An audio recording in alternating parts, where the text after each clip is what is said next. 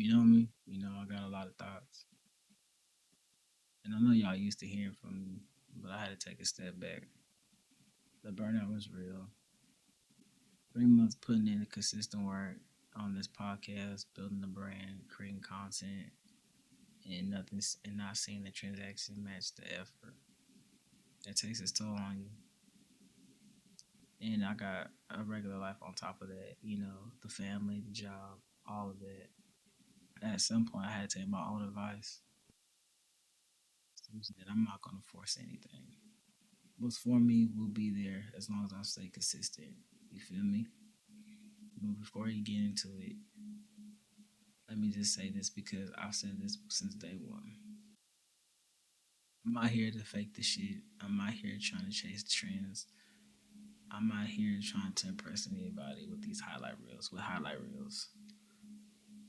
I'm here for the person that's working 9 to 5 or more like me. The one who's always grinding and still feels like they're not being heard. The one who just needs somebody to be real with them about the journey. Not a coach, not a guru.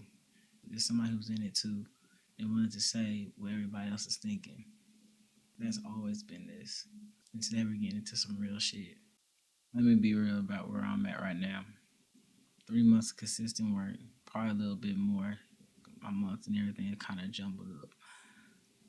Podcast episodes are out. My send content is dropping. Clips going up.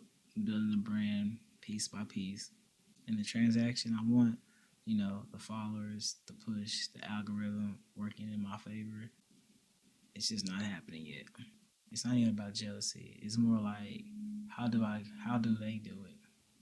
And what am I missing? Why is it not working? Why is it not working in my favor yet? Because I can see it starting to click.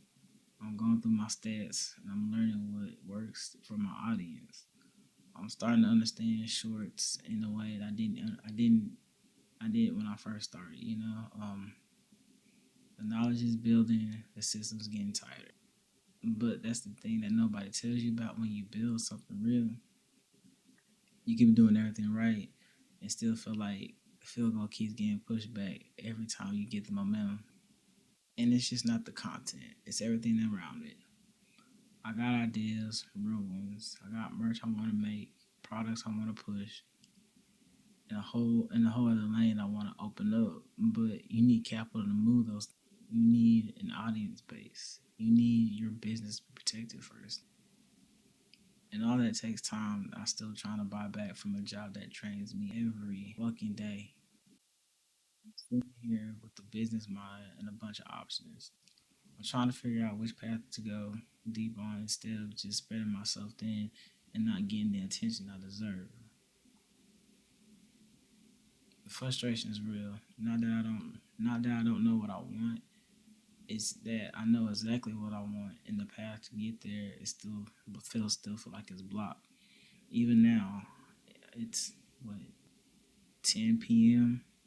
I'm tired, and this is the second time me trying to record this. I'm tired. I'm drained. I just everything right now is just mental right now.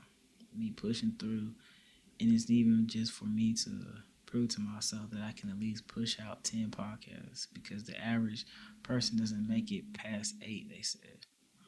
So my goal right now is just to push 10 right now.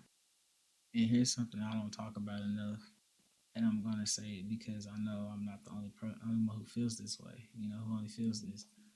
I've never had a thing. That one thing that just felt like this is it. This is mine. And I think about that sometimes. Not to make like excuses or anything, but just my reality. Growing up black, you kind of got told there's two ways out. You either make it as an entertainer or you make it as an athlete. The lane they put in front of you. And I wasn't either one of those. And my parents, they weren't people who ventured outside the norm. They did what the system told them to do. So growing up, I didn't know there were other options like that. Like the lawyers, the doctors, the just things like just those things, engineers. I'm trying to just run by a lot of things, different trades I didn't know about till I was done with high school. So I'm basically saying like I was unaware of a whole lot of possibilities that nobody around me was living, or I was just too naive or ignorant at the time, being a child, really not realizing what other people's parents did too. Think about this, and I might have been good at it. Sometimes I think about like, what if I would have known? Would I been good at that? Or at least have the motivation to strive toward it? I do like hands-on stuff like welding, building, physical work. I love that all. But I also know my body wouldn't sustain that forever. So even that has a ceiling. I went to school for automotive, but you know what? That wasn't it for me. Then I tried social work. That wasn't it for me either. And then recently I started going to school for cybersecurity. And I started seeing how hard it is to break in that world, how overwhelming it gets. And now I'm watching AI swallow up the whole tech industry. People with degrees experience know if their job is safe anymore. And I've done the physical grind too, the oil field. I mentioned it in past podcasts. That work's no joke. It's demanding. It's hard. And honestly, it did something to me mentally. It made me tougher. Showed me showed me what I was capable of and pushing through. But it also made something very clear. Becoming a supervisor, moving up, that was never appealing to me. More responsibility, still not equal pay. And I kept thinking, if I'm putting this much effort and this much of myself in somebody else's company, why can't I do it for myself? That's a question that never left me.